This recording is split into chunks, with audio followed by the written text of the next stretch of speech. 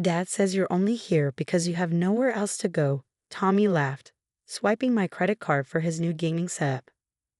$900 worth of equipment spread across the checkout counter like a monument to their entitlement. I stood there, watching the cashier process the payment, my fingers curled into fists in my coat pockets. The worst part wasn't even the money. It was the casual cruelty in his voice. The way he didn't even look at me while twisting the knife. 15 years old and already mastering his father's art of subtle degradation. Is that what your dad says? I kept my voice neutral, even as something cold settled in my chest.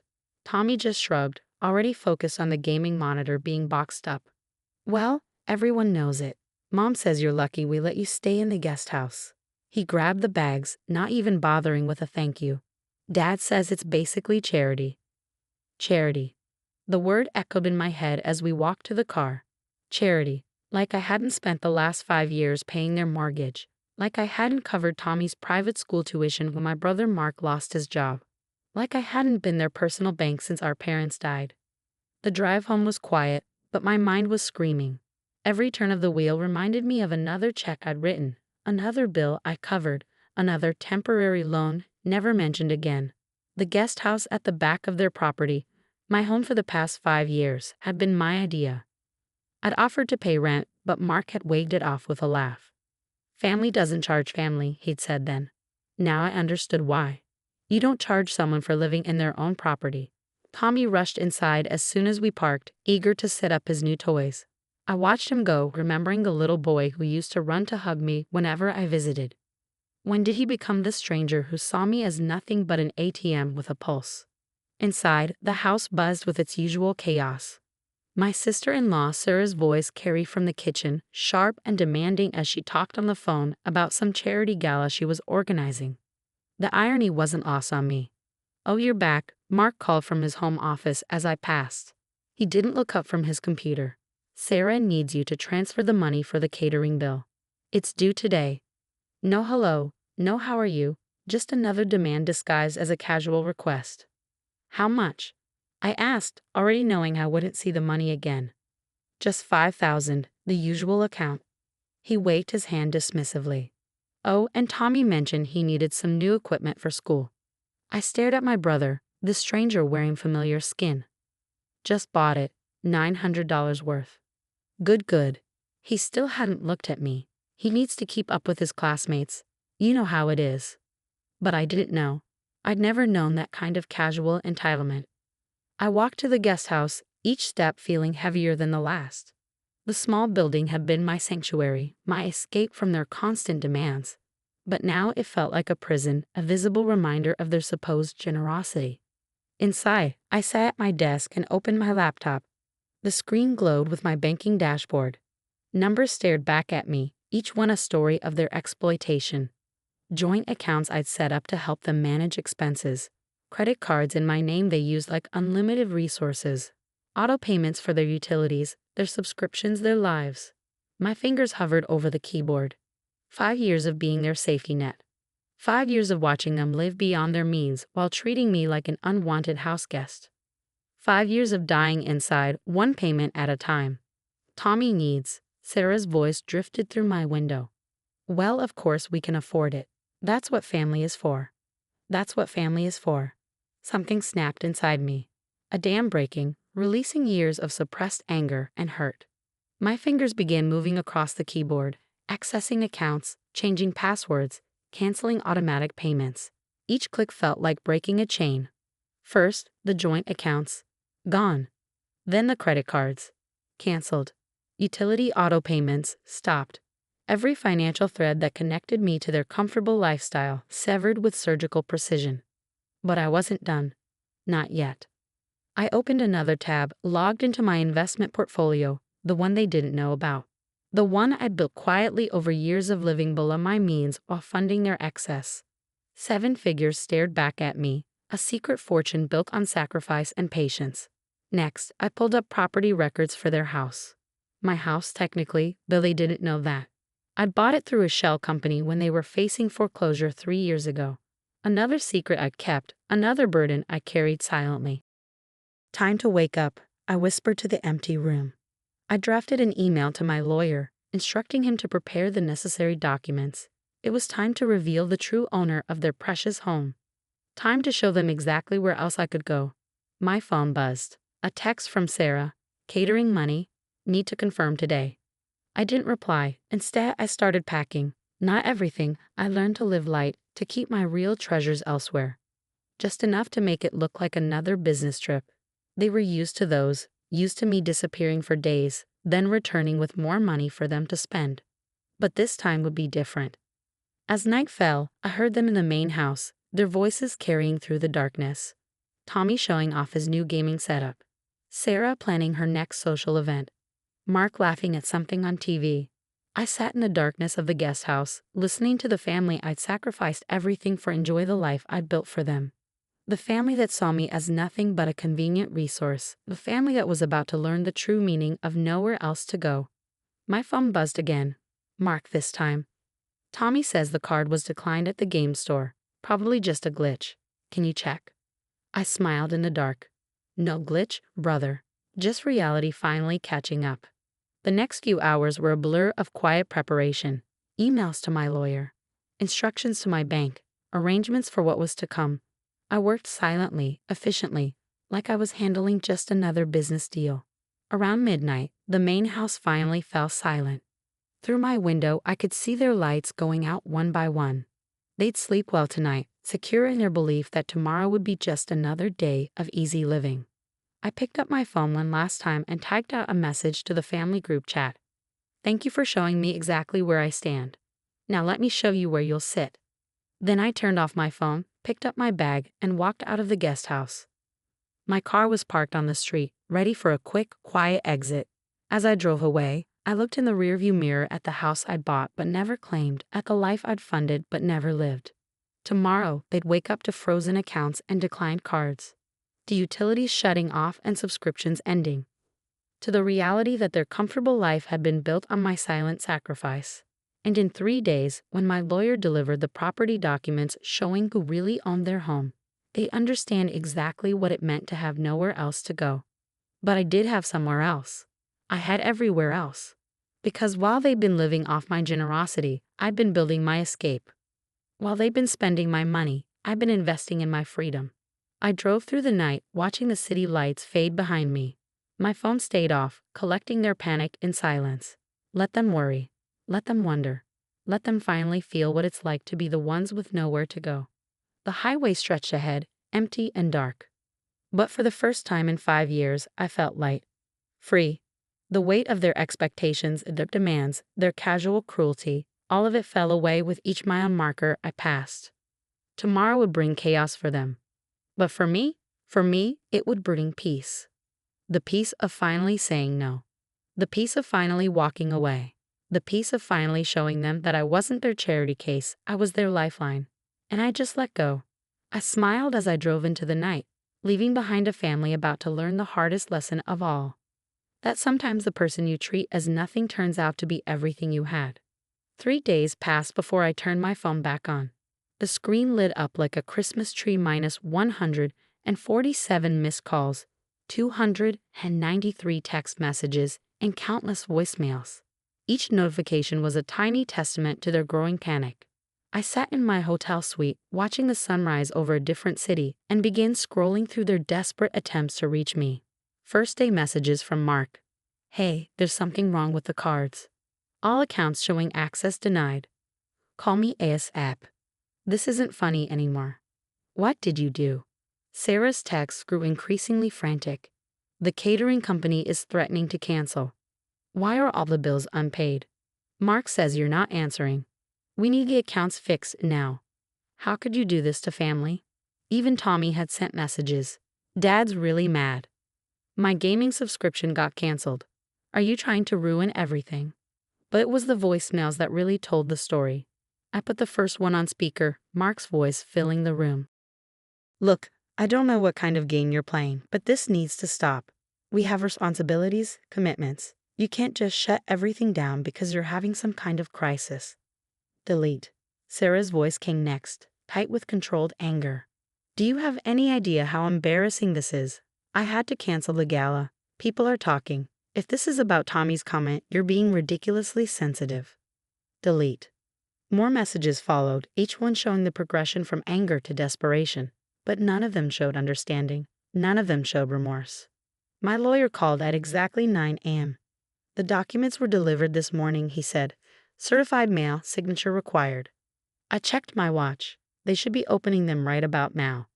As if on cue, my phone buzzed with an incoming call from Mark. I let it ring, imagining the scene in their house.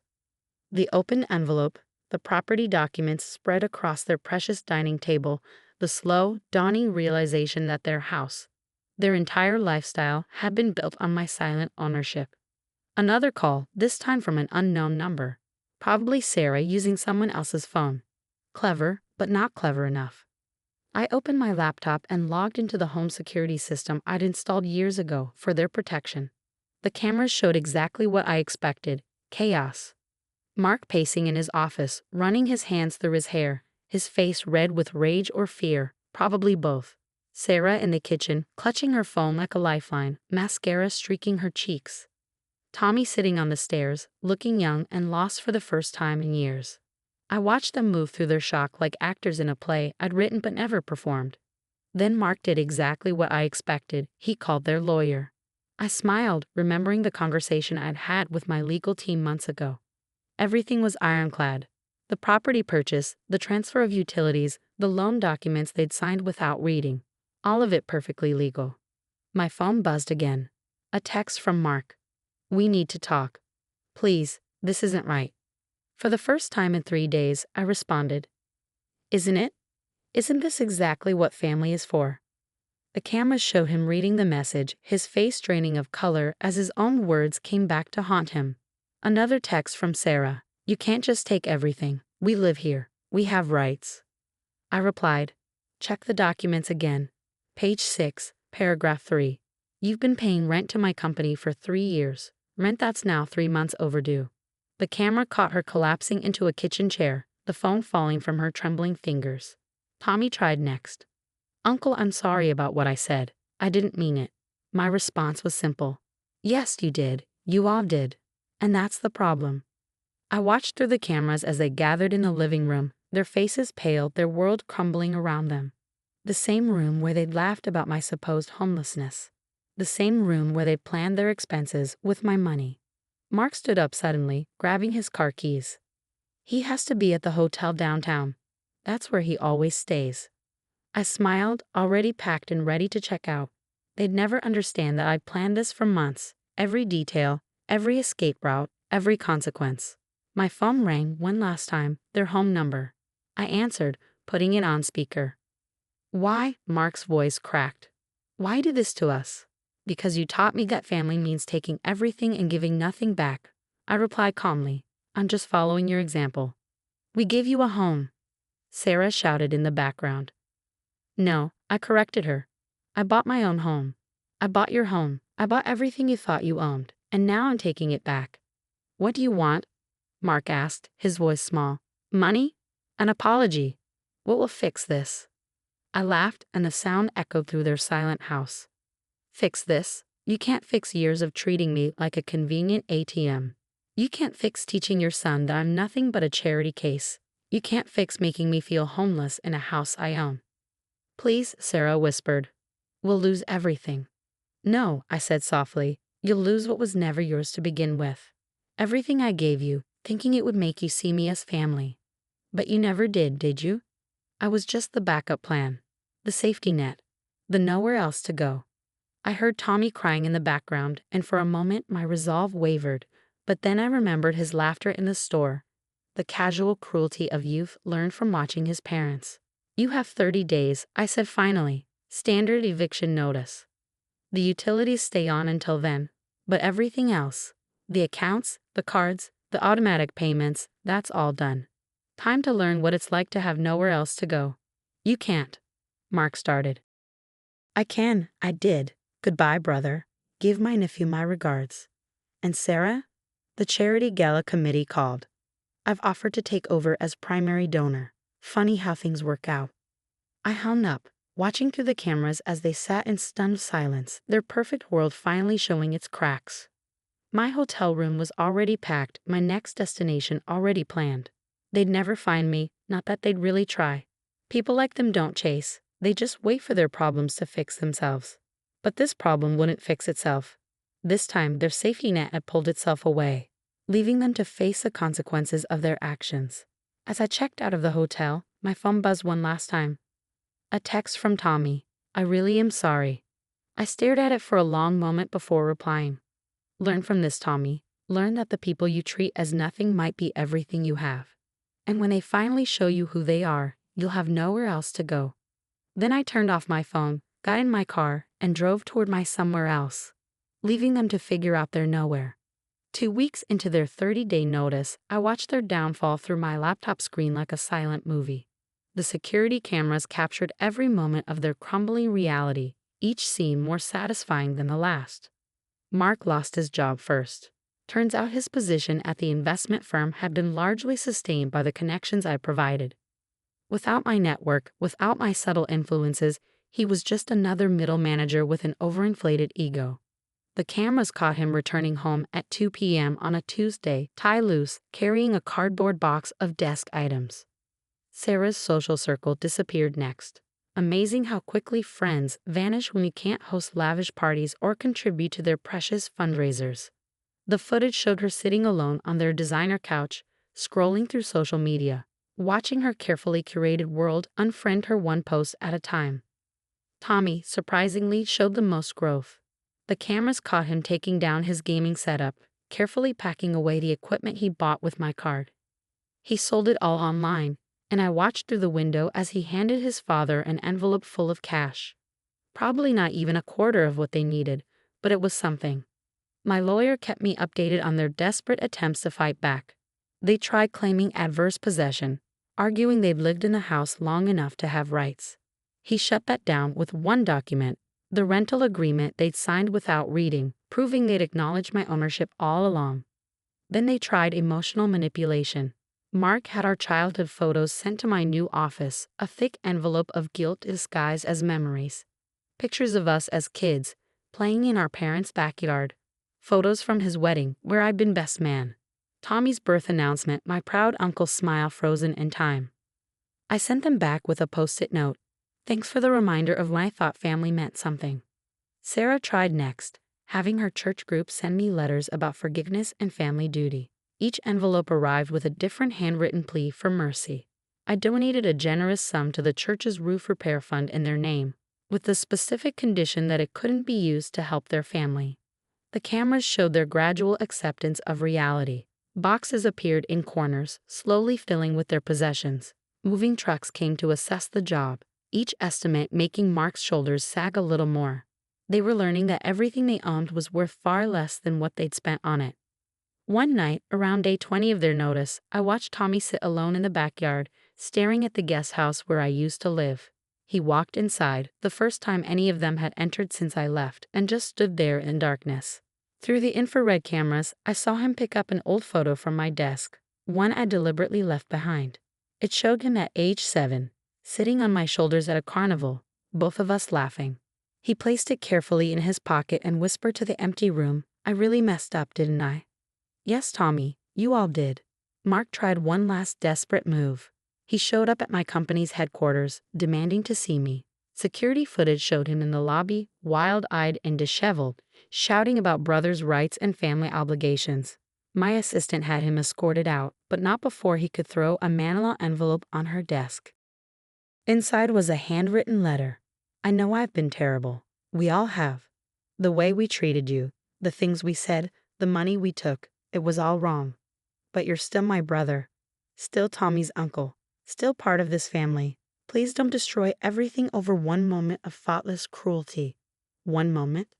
As if it hadn't been years of calculated exploitation. As if they hadn't systematically stripped away my dignity while living off my generosity. I drafted a response and had it delivered by courier. Family isn't just a word you use when you need something. It's not a card you play when all other options are gone. You didn't treat me like family when you had everything. Don't expect me to act like family now that you have nothing. The cameras showed Mark reading my reply, his face crumpling as the last of his hope died. He walked through their half-packed house like a ghost, touching things they bought with my money, looking at walls they'd never truly owned. Sarah found him there, and for the first time, I saw real recognition in her eyes. She sat beside him, took his hand, and whispered something the microphones barely caught. "We did this to ourselves, didn't we?" "Yes, Sarah, you did." As the 30-day mark approached, Tommy did something unexpected. He started cleaning the guest house. The cameras showed him sweeping, washing windows, putting things back exactly as I'd left them. When Mark asked what he was doing, his response cut through the night air. "Making it right, even if it's too late." On day 29, a moving truck finally arrived. I watched them load their lives into cardboard boxes, each item a reminder of what they'd taken for granted.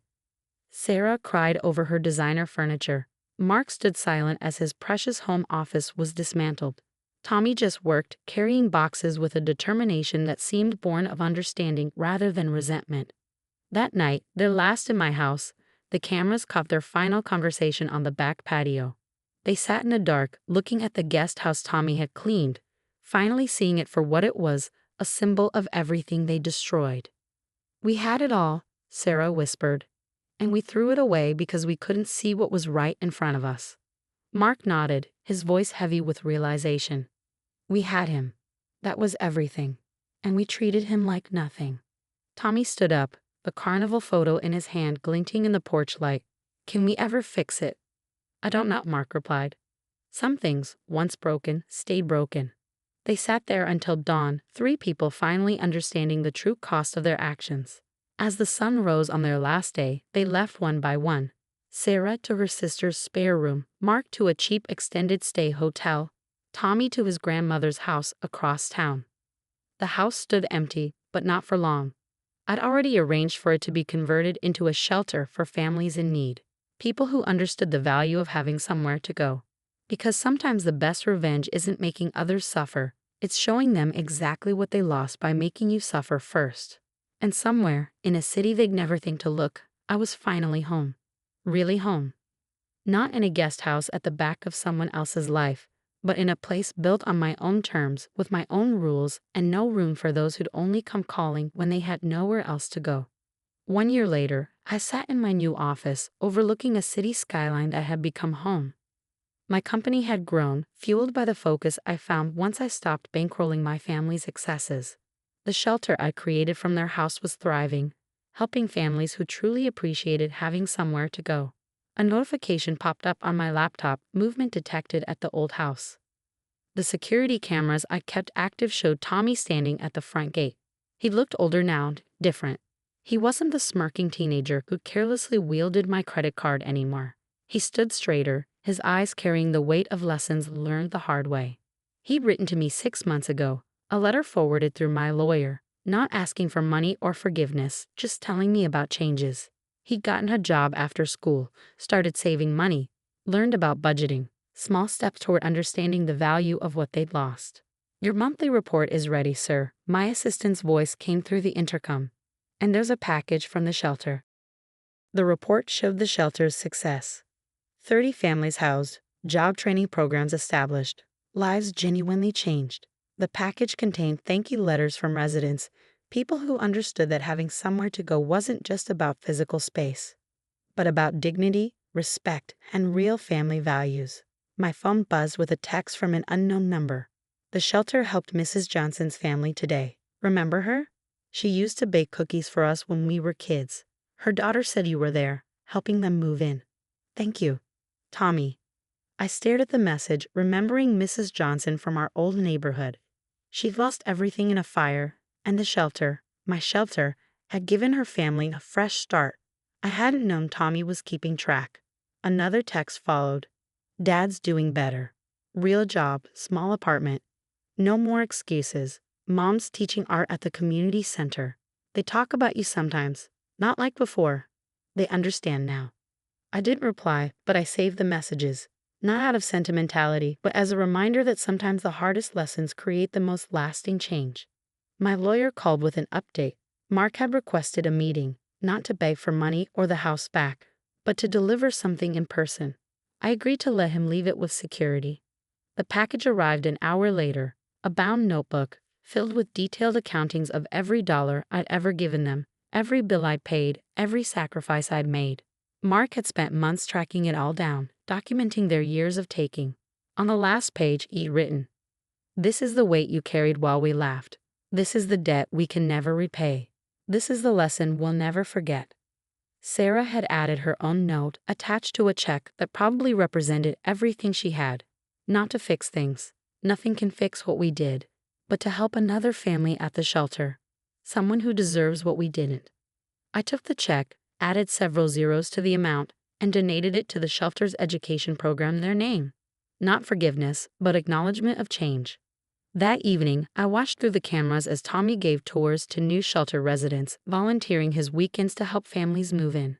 He'd grown into someone different, someone who understood the value of giving without expecting a return.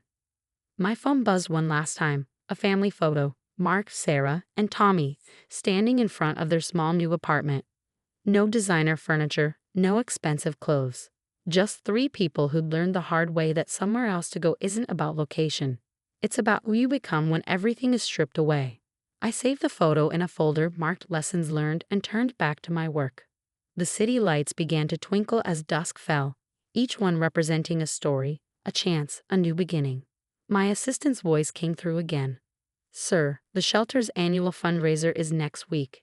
The committee's asking if you'll attend this year." I looked at the invitation, at the list of volunteers that included familiar names. Mark, Job Training Coordinator.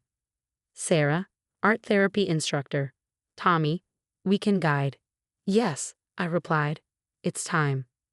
Because sometimes the somewhere else you go isn't just a place, it's a journey that changes everyone involved. And sometimes, after all the lessons are learned and all the changes are made, you find that the real meaning of family isn't in where you live, but in who you choose to become. I closed my laptop, the security cameras going dark. Tomorrow would bring new challenges, new chances for change, new definitions of home and family. But for now, in this moment, I was exactly where I needed to be, somewhere else, somewhere better, somewhere true. And that was everything.